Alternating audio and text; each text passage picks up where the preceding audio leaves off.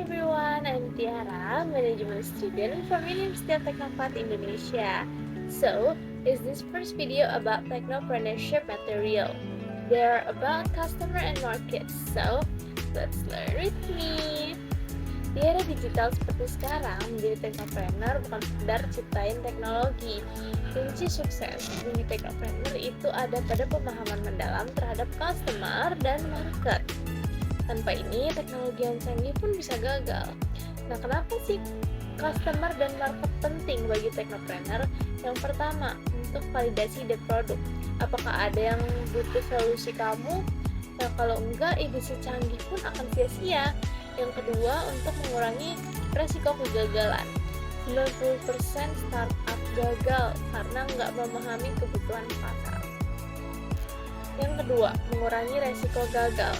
Banyak startup gagal karena tidak memahami kebutuhan pasar.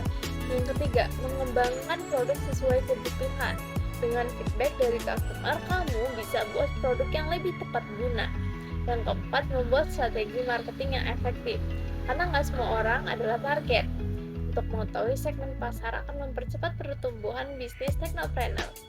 Nah, dalam pengembangan suatu produk, perlu dilakukan yang namanya analisis konsumen dan pasar sebelum merilis produk tersebut. Nah, namun untuk mengetahui ini, kita sebagai pelaku usaha itu bisa melakukan yang namanya pengukuran pasar. Sekarang gimana sih kita bisa mengukur permintaan pasar tanpa mengeluarkan biaya pemasaran yang besar atau menggunakan alat yang mahal? Ini adalah pertanyaan yang banyak banget orang tanyain dan ini membingungkan. Nah, sebenarnya triknya ada pada kata-kata mengukur permintaan pasar.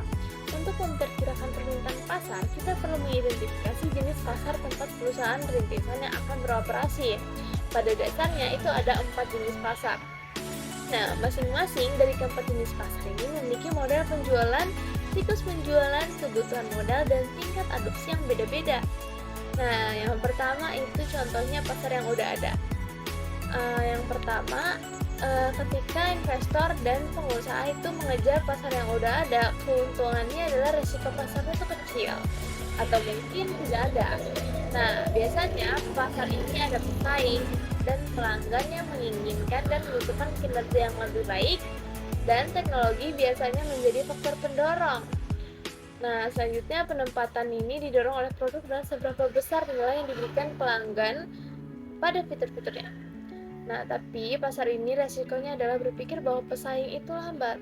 Contohnya itu pasar kayak produk sekitaran kita seperti smartphone, pakaian, makanan ringan, di mana banyak pemain atau pelaku usaha itu udah ada dan dikenal banyak oleh konsumen. Nah, itu contoh pasar yang udah ada. Yang kedua ada segmentasi ulang atau niche. Nah, ini ada dua konsep berbeda. Kalau segmentasi ulang itu adalah proses membagi pasar yang udah ada jadi segmen yang lebih spesifik dan dapat digarap dengan solusi yang lebih terfokus. Sedangkan niche adalah segmen pasar yang lebih kecil, spesifik, dan memiliki kebutuhan atau minat unik yang tidak sepenuhnya dilayani oleh produk atau layanan umum. Yang ketiga itu pasar baru. Dalam analisis pasar baru mengacu pada segmen pasar yang belum atau sedikit dieksplorasi oleh bisnis. Nah, biasanya itu diciptakan oleh inovasi. Pasar baru ini bisa berupa wilayah geografis yang baru, kelompok pelanggan yang belum terlayani, atau bahkan pasar yang diciptakan oleh produk atau layanan baru yang memenuhi kebutuhan yang belum ada sebelumnya. Contohnya itu kayak Gojek di awal-awal. Nah, yang keempat itu ada pasar cloning. Pasar cloning ini konsepnya di mana suatu produk atau bisnis disalin atau ditiru dari pasar yang sudah sukses. Berarti seorang pengusaha atau perusahaan ini menyalin ide atau model bisnis yang udah ada berhasil di pasar lain. Nah, contohnya biasanya sedikit inovasi atau tanpa inovasi. Misalnya contohnya ada restoran cepat saji yang membuka cabang di negara lain, atau aplikasi yang memiliki versi serupa di negara lain. Nah, setelah menentukan jenis pasar yang akan dibentuk, step selanjutnya merupakan identifikasi segmen pasar pada konsumen. Nah, ini dengan membagi target pasar kamu ke dalam kelompok yang mudah didekati.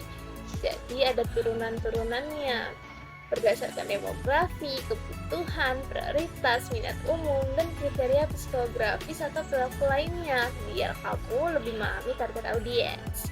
Nah, contohnya ada riset pasar melalui survei online, wawancara langsung, analisis kompetitor, studi tren, bisa lewat Google Trend, data BPSS, dan lainnya. Atau bisa pakai customer persona melalui wawancara atau customer journey. Nah, itu dia tadi materi terkait customer and market di materi Technopreneurship. Thank you for your attention to adding your knowledge with me. See you in the next video.